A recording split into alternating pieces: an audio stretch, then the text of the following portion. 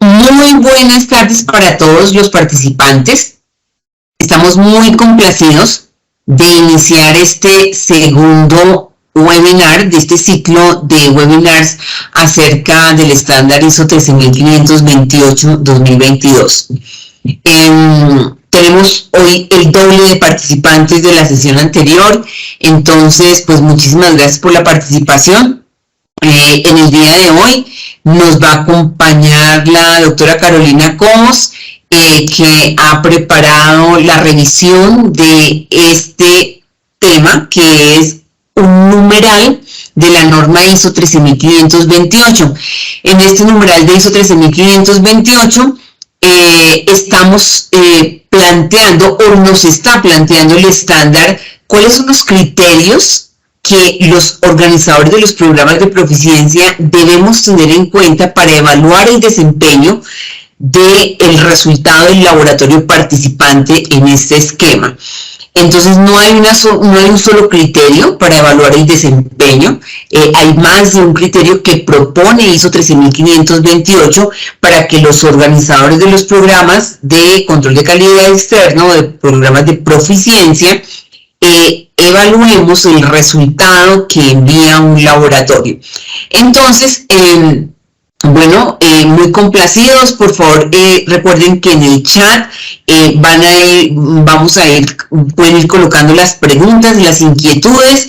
De una vez los invitamos a los otros 3 webinars que van a ser todos los martes, o sea, 3 martes más, en donde en el siguiente webinar vamos a hablar de los cálculos estadísticos. Hoy no vamos a hablar de cálculos estadísticos, ¿cierto? Hoy vamos a hablar solamente de esos criterios. Vamos a hablar de los cálculos estadísticos específicamente, cómo se saca el Z-score, la diferencia porcentual. Eso lo vamos a ver en el próximo webinar. Y en el siguiente webinar vamos a hablar de las gráficas que ISO 13528 sugiere que se utilicen en los reportes de los programas de proficiencia o de control de calidad externo. Y ya en el último webinar de esta serie hablaremos de informes de programas de proficiencia cualitativos. Entonces, pues bueno, los dejo con la doctora Carolina Cobos.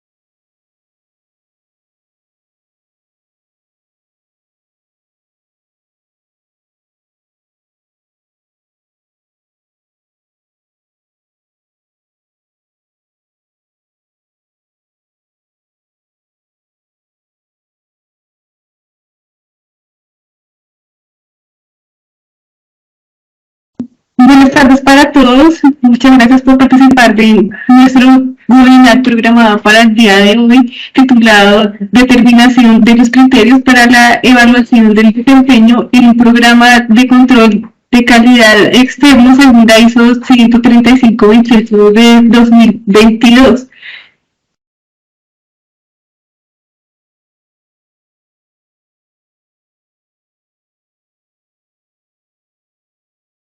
Como estuvimos viendo nuestro, en nuestro webinar programado para el martes pasado, iniciamos con el numeral 7, titulado Determinación del valor asignado y su incertidumbre estándar. Hoy continuaremos con el numeral 8 de esta norma, en donde veremos la determinación correspondiente a los criterios de evaluación para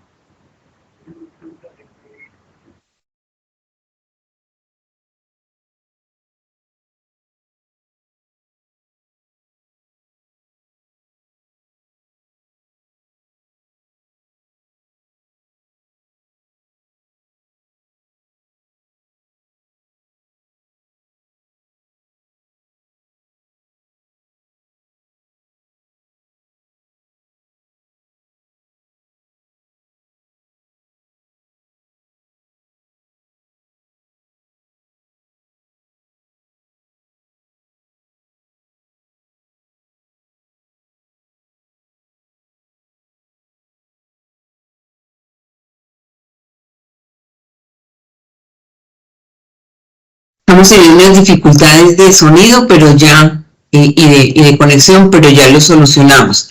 Bueno, mientras que ya la doctora Carolina Cobos retoma con la presentación, les puedo ir adelantando que tal como veíamos con la doctora Luz Karime en la sesión pasada, pues la mayoría de los programas de Proficiencia no utilizan todas las opciones para evaluar el desempeño. Veíamos nosotros en la sesión pasada que aunque también hay varias formas que propone ISO 13528 para asignar, para determinar el valor asignado, pues la mayoría escoge solamente uno, que era la media de consenso. Entonces también aquí hay varios criterios y también pues vamos a ver que de pronto no se usan todas esas opciones que hay. Bueno, creo que ya regresamos con la doctora Carolina, entonces los dejo con la doctora Carolina.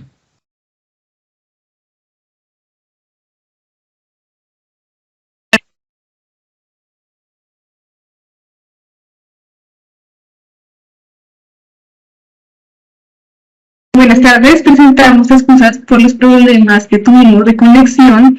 Voy a volver a iniciar presentándoles el tema correspondiente a la determinación de los criterios para evaluar el desempeño en un programa de control de calidad externo bajo la ISO 13528, la cual comenzamos a ver en el webinar anterior.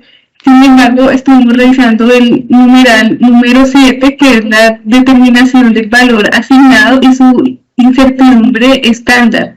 Y hoy continuaremos con la determinación de los criterios para evaluar el desempeño.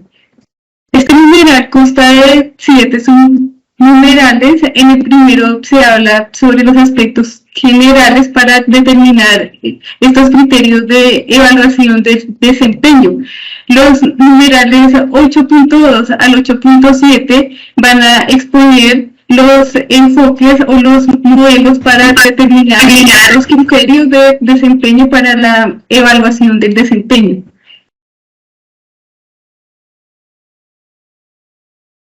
Los enfoques que son, el primero es por percepción de los expertos, por experiencia de rondas previas de un programa del ensayo de aptitud. También se puede usar un modelo general y por el uso de las desviaciones estándar de repetibilidad y reproducibilidad a partir de estudios de cooperación previos de la precisión de un método de medición. El sexto es a partir de datos obtenidos de la misma ronda de un programa del ensayo de aptitud, y el último por seguimiento de los acuerdos interlaboratorios. También quiero presentarles los símbolos y los principales parámetros utilizados en este numeral, y pues que también a lo largo de esta norma tenemos el X sub I, que corresponde al resultado de un ítem del ensayo, quiere decir ese resultado que nos dan nuestros laboratorios. El XPT corresponde al valor asignado. El sigma PT es la desviación estándar que vamos a utilizar en el ensayo de aptitud. El DX corresponde a la diferencia de los participantes a partir de un valor asignado y que podemos determinarlo restando el X sub I menos el XPT. La diferencia porcentual, el sigma E, que corresponde al criterio del error máximo permisible para las diferencias, el E sub M, que es el indicador del error estandarizado y que pues este también pues incluye las incertidumbres para el resultado del participante y para el valor asignado. Y el Z, que es un puntaje Z modificado porque incluye las incertidumbres tanto del resultado para el participante como para el valor aceptado. Entonces vamos a iniciar viendo los enfoques para determinar los criterios de evaluación de desempeño en un programa de ensayos de aptitud. El primero corresponde a percepción por expertos y quiere decir que los expertos, que puede ser un ente acreditado, puede ser un ente regulatorio o los expertos técnicos del programa del ensayo de aptitud, determinan un valor conveniente y puede ser, si es una desviación estándar, podemos tomarla directamente como el sigma pt. Si no, entonces también podemos usar el error máximo permitido, que puede transformarse en la desviación estándar si dividimos este parámetro sobre el límite, que pues puede ser un 3 sigma, por ejemplo. Entonces aquí tenemos un ejemplo en donde podemos ver un parámetro que corresponde a un porcentaje contra el cual vamos a comparar qué tan concordante fue nuestro resultado. Entonces, por ejemplo, tenemos que para el linfoma de Hodgkin clásico fue del 90% con respecto a un valor aceptado como verdadero, y el parámetro debe estar pues entre 76 y 100% para que sea un parámetro aceptable. El segundo enfoque para determinar los criterios de evaluación del desempeño en un programa de ensayos de aptitud es por experiencia en rondas previas de este programa. Se debe tener en cuenta que se deben seleccionar los datos de los participantes que sean competentes, y pues para este enfoque el parámetro estadístico más adecuado es determinar Z-score. Para esto se debe tener en cuenta que se debe pues establecer de manera robusta la desviación estándar, ya que pues a partir de esta desviación se calcula el Z-score. Y también se puede usar pues un error máximo permitido para realizar la comparación del valor que nosotros obtenemos de nuestro laboratorio con respecto al valor aceptado como verdadero.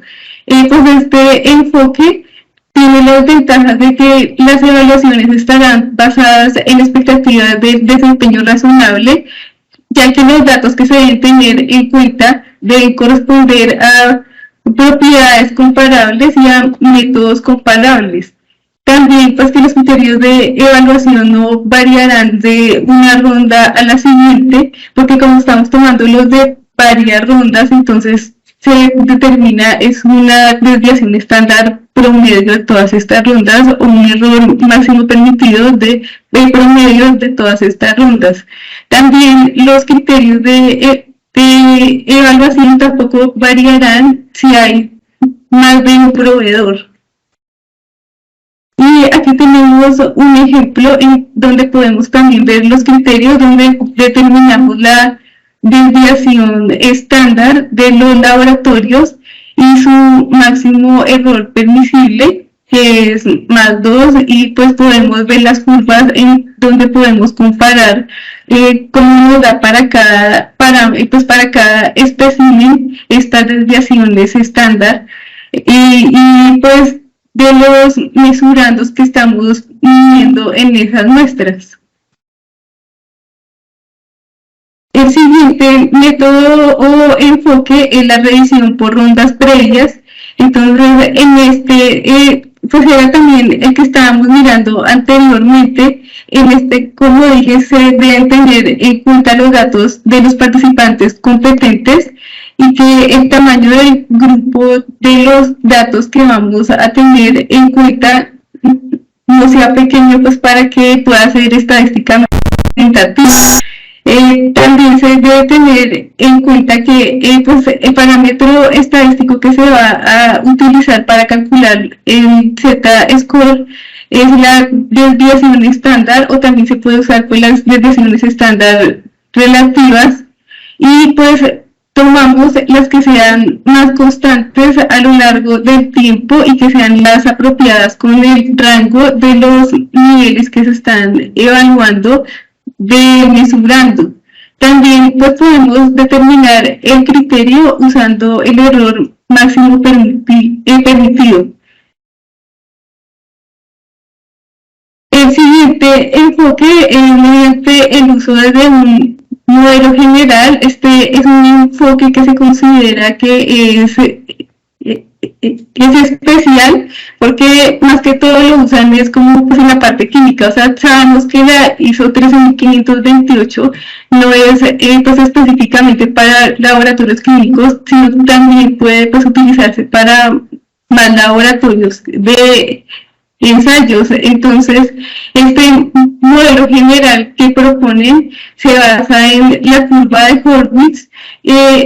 Horwitz determinó que el parámetro estadístico para evaluar el desempeño es la desviación estándar de la reproducibilidad. Y pues esta la determinó él de manera empírica realizando las mediciones de la fracción másica. Entonces él encontró o pues estableció que dependiendo del tamaño de la fracción másica, la desviación estándar de la reproducibilidad iba cambiando, pero pues era constante para estos valores. O sea, si la fracción másica estaba era menor a 1,2 por 10 a la menos 7, entonces le correspondería una desviación estándar de la reproducibilidad de 0,22. Si estaba entre 1,2 por 10 a la menos 7 y 1,138, entonces tomaría un valor de 0,02. Y si era mayor a 0,138, entonces pues le corresponde un valor de desviación estándar de la reproducibilidad de 0,01. Este modelo tiene las ventajas de que es objetivo porque se determina a partir de varias repeticiones o varios ensayos, pues por lo que fue desarrollado empíricamente. Sin embargo, el proveedor de ensayos de aptitud debe verificar que se va a usar pues este modelo sea adecuado para el fin previsto. Y se debe pues usar cuando ya se han explorado la posibilidad de utilizar determinar los criterios de pues, evaluación de desempeño por medio de los datos de rondas previas o de una misma ronda, o de los datos que los expertos consideran convenientes. Entonces, aquí podemos ver la trompeta de Horwitz, porque determinó que su parámetro estadístico para evaluar el desempeño pues, es la desviación estándar de la reproducibilidad del método, y él determinó que a mayor concentración hay menor coeficiente de variación. Y pues por eso él desarrolló la ecuación que es basada en la desviación en el coeficiente de variación, que consiste en dividir la desviación estándar sobre el promedio y multiplicarlo por 100. El siguiente método para determinar los criterios de evaluación es por el uso de las desviaciones estándar de repetibilidad y reproducibilidad a partir de estudios de cooperación previo a la precisión de un método de medición. Para este se debe tener en cuenta que los laboratorios que van a participar en un ensayo de aptitud utilizando este método deben utilizar métodos estandarizados y siguiendo los requisitos de la ISO 5725-2, ya que esta ISO establece los requisitos mínimos para hacer pues, los ensayos, teniendo en cuenta métodos estandarizados donde se conoce la desviación estándar tanto de la reproducibilidad como de la repetibilidad, ya que esta ISO establece que el sigma PT, que pues es la desviación estándar que se va a utilizar para evaluar el desempeño, se calcula sacando la raíz cuadrada de la desviación estándar de la reproducibilidad al cuadrado menos la desviación estándar de la repetibilidad al cuadrado por 1 menos 1 sobre M, donde M son las réplicas que los laboratorios participantes utilizaron para sus ensayos de aptitud. El siguiente método corresponde a partir de datos obtenidos de la misma ronda de un programa de ensayo de aptitud. En esta, al igual que cuando se toman los datos de rondas previas, se deben tomar los datos obtenidos por los laboratorios competentes, y el proveedor de los ensayos de aptitud debe determinar la desviación estándar por métodos robustos, ya que de esta va a depender el Z-score, porque pues en este enfoque el parámetro estadístico más adecuado para evaluar el desempeño es el puntaje Z-score. Entonces, el proveedor de ensayos de aptitud debe evaluar que si los datos arrojan desviaciones estándar muy pequeñas, debería entonces establecer un Z-score pues acorde, y pues en este caso sería menor a 3. También si es una desviación estándar muy grande, entonces debería pensar en establecer varios criterios de análisis o de aceptabilidad, varios rangos en donde pueda caer este Z-score, pues por lo que tenemos una desviación estándar más grande. Las ventajas es que es un método simple y que ha funcionado para varios casos. Sin embargo, la desviación estándar determinada puede ser no confiable, y que pueden haber variaciones de la desviación estándar de una ronda a la siguiente. O también que no puede detectar bajos niveles de desempeño, porque se tienen parámetros de desempeño muy bajos, o que también hay participantes pues calificados con desempeños buenos, pero basado en datos que no son pues tan aceptables. Y pues aquí tenemos un ejemplo de cuando se usa el Z-score como parámetro estadístico para evaluar el desempeño en una ronda. Entonces vemos que para cada muestra tenemos un Z-score que es el pues contra el cual se va a comparar nuestro Z-score pues que nos dio para nuestro laboratorio.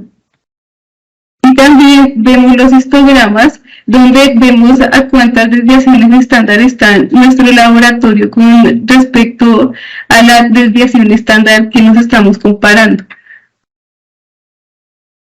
El séptimo método es por el seguimiento de los acuerdos interlaboratorio. Entonces, la norma plantea que los proveedores de ensayo de aptitud deberían pues aplicar un procedimiento para monitorear el acuerdo interlaboratorio, no únicamente para verificar el desempeño de los participantes, sino también para validar que sus métodos estadísticos son aptos para realizar la evaluación del desempeño de los participantes. Entonces, para esto, la norma establece que debería tomar los datos de cada ronda de los participantes y determinar la desviación estándar de la reproducibilidad y, si es posible, de la repetibilidad, y estos datos graficarlos teniendo en cuenta series de tiempos y contra también la desviación estándar obtenida por ensayos que han estado basados en la ISO que vimos anteriormente, que es la de la reproducibilidad y la de la repetibilidad, y comparar estas dos desviaciones estándar que pues corresponderían a la que nos dio de tomar pues los datos de desviación estándar de la reproducibilidad y de la repetibilidad pues con los participantes de las rondas contra las de los participantes que han utilizado métodos estandarizados y que han determinado sus desviaciones estándar. Si esta comparación arroja que la desviación estándar del proveedor del ensayo de aptitud está a más de 2 factores con respecto a la del los métodos estandarizados, entonces debería evaluarse las causas de esta diferencia. Al igual también cuando se analizan las series de tiempo de las desviaciones estándar calculadas a partir de los datos de los participantes de las rondas, si se ve que hay un empeoramiento de una ronda a la siguiente, entonces también se deberían investigar las causas para corregirlas. Y también si se ven las tendencias hacia valores de precisión mejores o peores, entonces estas gráficas nos van a permitir determinar estas fallas y evaluar las posibles causas. Entonces aquí podemos ver, por ejemplo, un perfil estadístico en donde vemos datos de todos los laboratorios de ese programa. Podemos ver la desviación estándar, el CD, el coeficiente de variación y ver en el tiempo cómo estuvieron comportándose. Entonces, de manera general, para determinar los criterios de evaluación, hay 3 parámetros estadísticos que se utilizan. El primero es comparar la diferencia del ítem de ensayo de su resultado, del resultado del ítem de ensayo, por ejemplo, en este caso el nitrógeno ureico, contra un valor aceptado como verdadero, que fue el que estuvimos viendo en el webinar anterior, como determinar el valor aceptado como verdadero. Y la diferencia entre estos dos valores es la que vamos a comparar con respecto a un error de medición permisible. Y pues esto mediante una estadística pues estandarizada, pero pues este enfoque se analiza más que todo en los numerales 9.4 a 9.7 que estaremos viendo el próximo martes.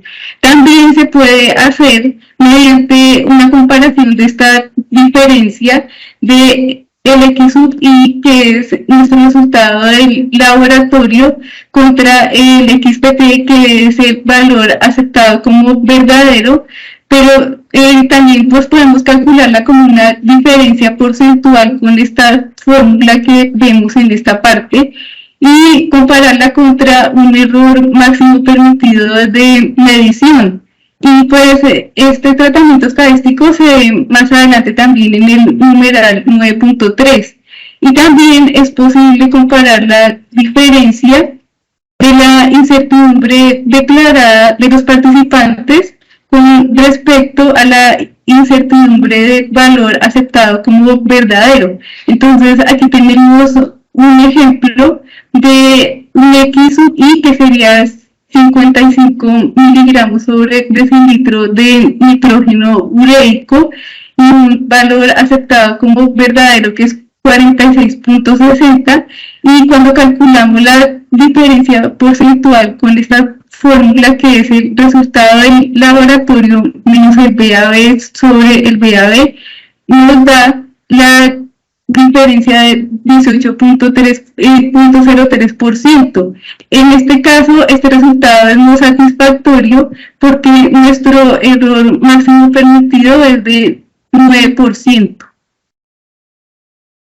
También, si la meta de idoneidad está dada por una desviación estándar, esta puede utilizarse directamente como el sigma PT, que es la desviación estándar que se va a utilizar como parámetro estadístico para la evaluación de desempeño en un programa de ensayo de aptitud. Y como mencionaba anteriormente, si está dado como un error máximo permitido, se puede dividir por el límite de acción para obtener ese sigma. También se puede utilizar un error máximo permisible y pues lo que se haría es comparar la diferencia que me da de mi X sub I, que es el resultado de un ítem de ensayo, menos el XPT, que es el valor asignado, con respecto a ese error máximo permisible. De igual manera, si se calcula como una diferencia porcentual, entonces también sería posible realizar la comparación y evaluar el desempeño, siempre teniendo en cuenta que debe ser, pues esta diferencia debe ser menor al error máximo permisible para que sea satisfactorio. También, pues, cuando utilizamos los datos de los participantes, ya sea en una ronda actual o en rondas previas, y vamos a determinar el Z-score, entonces se debe determinar el sigma pp, que es la desviación estándar del ensayo de aptitud. Y pues aquí tenemos un ejemplo en el que podemos ver nuestro X sub I, que sería 76.7, y con respecto a BAB, que es la media que se obtuvo en mi grupo con el cual estoy comparándome, que es 75.11, y la desviación estándar de ese grupo, que es 2.86, que sería mi sigma pt, o sea, la desviación estándar que se va a utilizar para evaluar el desempeño, y en este caso es satisfactorio porque de acuerdo con los criterios que establecimos, pues está entre más o menos 2 Z-score.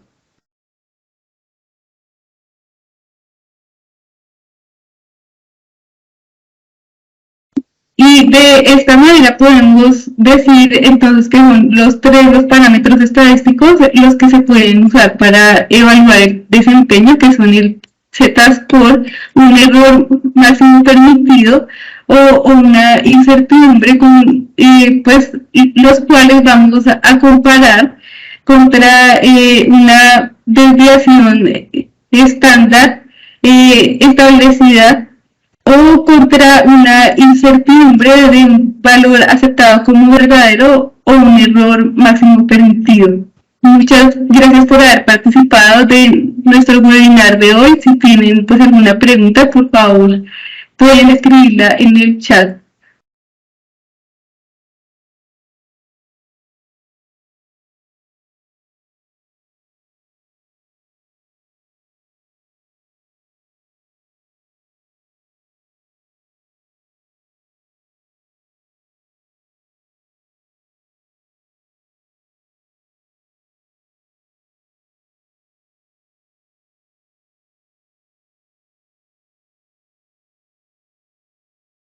Algunas preguntas que nos dicen que si va a quedar grabado. Sí, nosotros todos los webinars quedan grabados y los publicamos en nuestra página web para quienes estén interesados en repasarlos.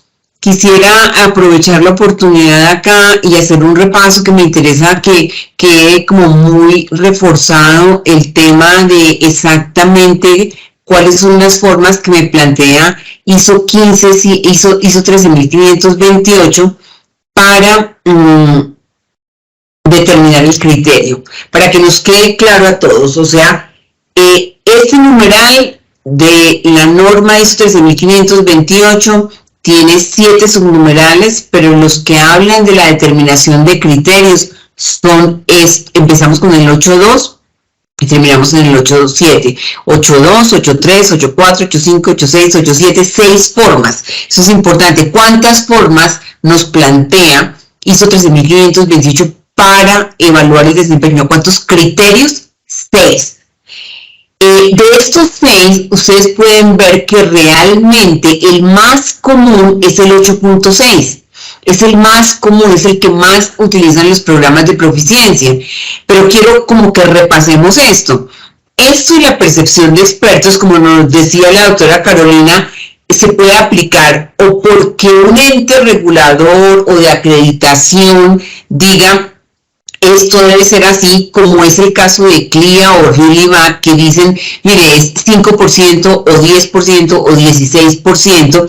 Esto lo utilizan muchos los programas del Colegio Americano de Patólogos, que determinan, hay un consenso de expertos que toman los datos de CLIA, o en Alemania que toman los datos de RELIVAC, y que vienen, ¿cierto?, de un consenso o de repente de algún otro estudio, y dicen, el criterio de evaluación del desempeño es esto: su resultado no debe superar este porcentaje o este límite de diferencia, no debe haber una diferencia superior a este porcentaje o a este rango, o en desviaciones estándar o en unidades. También se utiliza mucho, por ejemplo, para los programas de patología anatómica, en donde hay un grupo de expertos que evalúan la lámina, ¿cierto?, y dicen, este es el diagnóstico, y entonces los otros laboratorios participantes se comparan su resultado con lo que dio ese grupo de expertos. También se utiliza mucho en los programas, por ejemplo, del CAP, de patología anatómica. Entonces, el resultado del laboratorio participante se compara con ese resultado aceptado como referencia. Ahora, este criterio para la evaluación de desempeño, en donde se tienen en cuenta también rondas previas, también es utilizado por el CAP en los programas cuantitativos. Miren ustedes que, por ejemplo, nosotros podemos tener que hay diferentes números de laboratorios. Acá en esta columna que estoy mostrando, a veces hay 230, 200 laboratorios participantes, 180 laboratorios participantes para un mismo analito.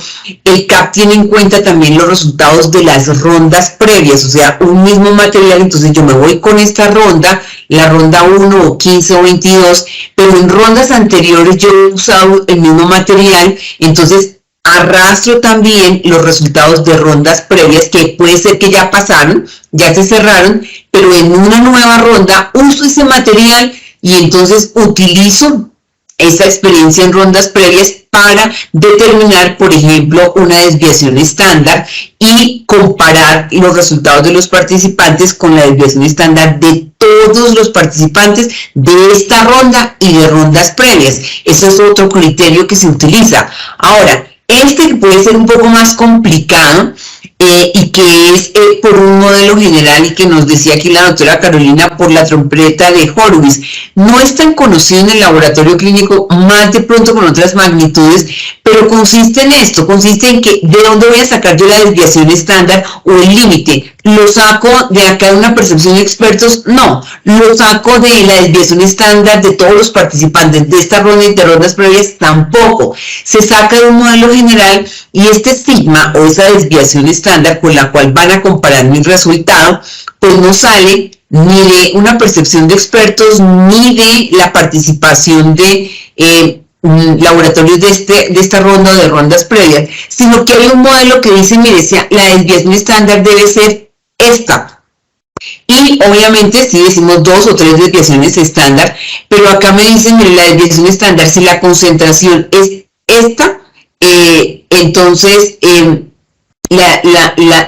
sigma es desviación estándar, debe ser esta. Y si la concentración es esta, debe ser esta. Eso aplica mucho en algunas magnitudes, y ustedes ven entonces que en la medida en que aumenta la concentración,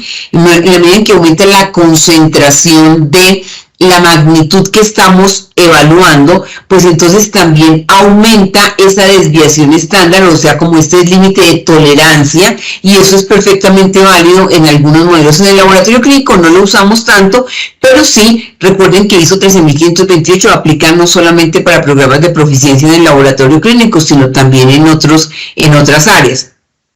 Este también me parece interesante, no es tan conocido, pero se relaciona mucho con la EP15A3. De hecho, utilizan un poco las siglas de repetibilidad y reproducibilidad.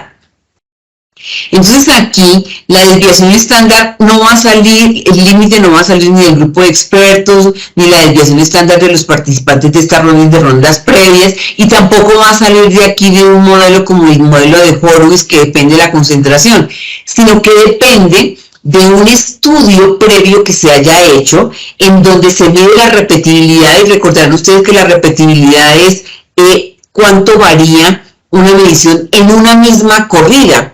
y se utiliza un esquema, una fórmula matemática que combina la variabilidad de la repetibilidad, es decir, en una misma ronda, con la variabilidad de la reproducibilidad, es decir, entre varias corridas, se afirma una fórmula matemática y esa desviación estándar con la cual se va a utilizar para comparar mi resultado, a ver cuántas desviaciones estándar estoy alejado de ese valor XPT que nos explicaba la doctora Luz Carmen en la sesión pasada, pues va a depender no de las opciones anteriores, sino de un estudio que se hizo de precisión, se contrató. Se podría tomar obviamente el caso de lo que declaran los manufacturadores en sus insertos, que declaran repetibilidad y reproducibilidad. Entonces esa desviación estándar sale de otro lado. Esta, ¿cierto?, es la más utilizada. Esta es la más utilizada cuando ese criterio sale, de los resultados de estudios previos, de los participantes de una misma ronda. Entonces, en esta misma ronda estamos y decimos cuánto variaron los resultados y la desviación estándar sale de esta dispersión de los datos de los participantes de una misma ronda. Ese es otro criterio. Y finalmente el sexto criterio, ¿cierto?, por seguimiento de comparación, por monitoreo de participación de comparación interlaboratorios, en donde entonces muchísimos laboratorios reportan y vamos mirando cómo es la precisión de cada uno de ellos. Este es un modelo, por ejemplo, que se puede utilizar. Bueno, pues entonces esto es lo que teníamos para la sesión de hoy. Entonces vamos acumulando. En la sesión pasada hablamos de cómo se determina el valor asignado, formas de determinar el valor asignado. Veíamos que había una variedad, un abanico de posibilidades. Y acá lo que nos ha presentado la doctora Carolina es criterios también de evaluar el desempeño. Y entonces también nos presenta el estándar, nos presenta 6 criterios para evaluar el desempeño, en donde no siempre el límite va a salir de la desviación estándar de los participantes en una misma ronda, que es esta, que es lo más común, es la forma más común utilizada para evaluar el desempeño de los resultados participantes. Bueno, pues, como decía la doctora Carolina, quedamos atentos a si tenemos inquietudes. Si hay inquietudes en el grupo de participantes, vamos a mirar si hay inquietudes y las respondemos.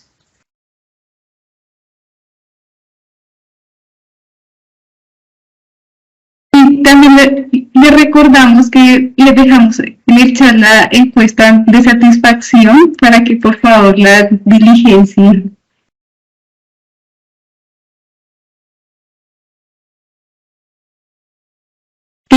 Fue requerida para obtener el certificado de asistencia al webinar de hoy.